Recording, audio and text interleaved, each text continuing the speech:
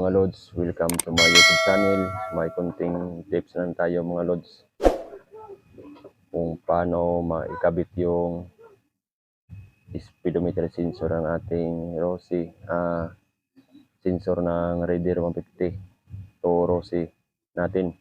Kasi may nagtatanong sa akin mga lods kung paano ko daw ikabit yung speedometer sensor. Shout out sa iyo lods. Kaya itong ginagawa ko mga lods, yung engine cover niya, tinabasan ko dito. Ito mga lods, tinabasan ko. Kung magtatabas kayo dito mga lods, kailangan hindi ito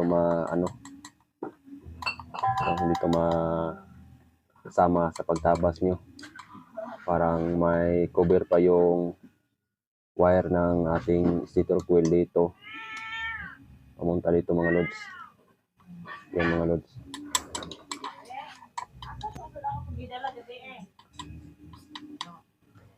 Kaya umpisa natin mga lods, baklasin yung engine cover.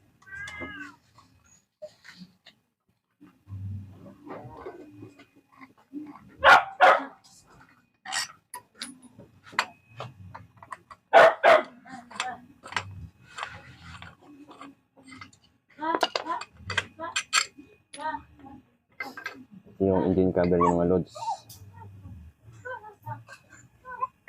Ito yung speedometer sensor niya. Dito ko ikabit mga lods sa engine cover. Ginagawan ko lang siya ng bracket. Kung ayaw nyo ito ikabit mga lods, kung ayaw nyo ito tatabasin, magawa lang kayo ng bracket dito. Dito nyo ilagay. Hanggang dito. Itong ginagawa ko ito yung magnetic ng mga lods. Baklasin natin yung magnetic. Ito tong magnetic niya. Ang bili ko nito mga lods is 200 plus. At dito sa gitna mga lods, ang gusto ko sana dito, natin, bubutasin tapos lagyan ng thread. Katulad ng threader. Kaya lang, kailangan pang baklasin itong makina para ipamasintyap, babarinahan, parang ma-align yung butas niya dito sa gitna niya.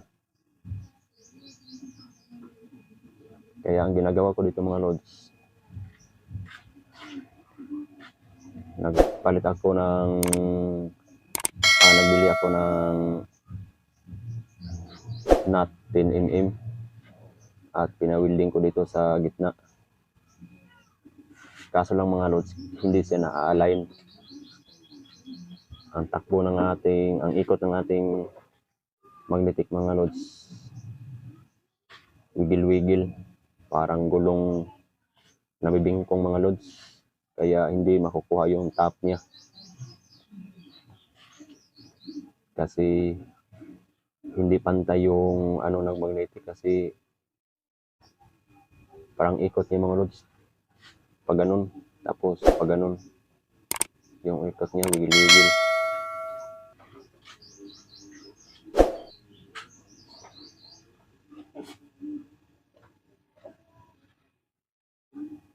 Kaya dito lang yung ilagay ang mga lods, yung nut.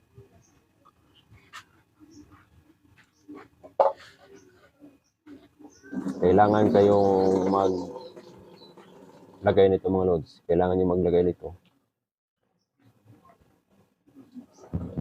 Dapat align yung nut nyo. Hindi yung magwil-wigil yung ikot ng yung magnetic sensor. Kasi pag magwil-wigil yan mga lods, hindi makukuha yung takbo ng speedometer nyo. Kailangan maglagay kayo nito mga lods, speedometer sensor. Ito. Kailangan din nyo ng digital speedometer. Tulad ito mga lods.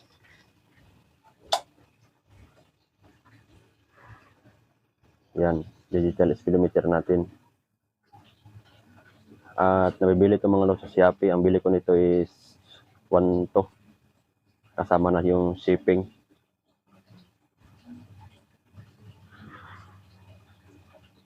Wala na akong gasolina. Ubos na. Yun lang mga lods.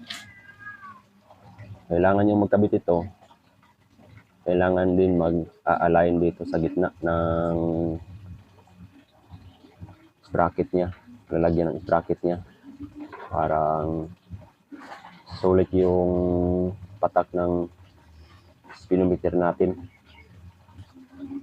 Kaya pag may time ako mga lods, ipaayos ko rin to.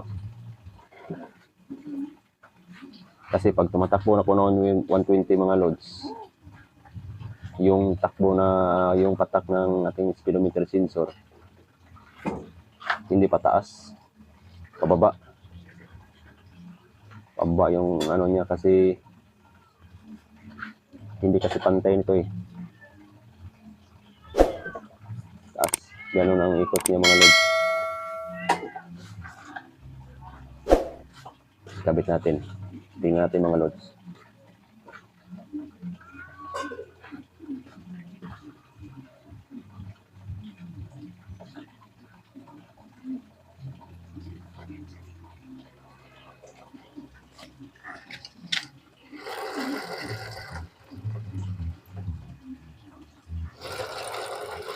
Yan mga lods, no?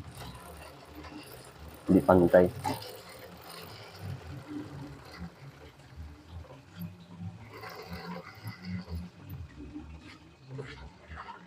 Yan, hindi siya pantay mga lods.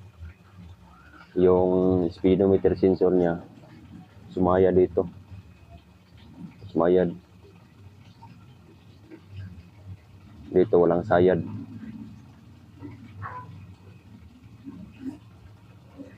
Yun lang mga lods. At huwag niyo makalimutan mag-subscribe and pakipindot ng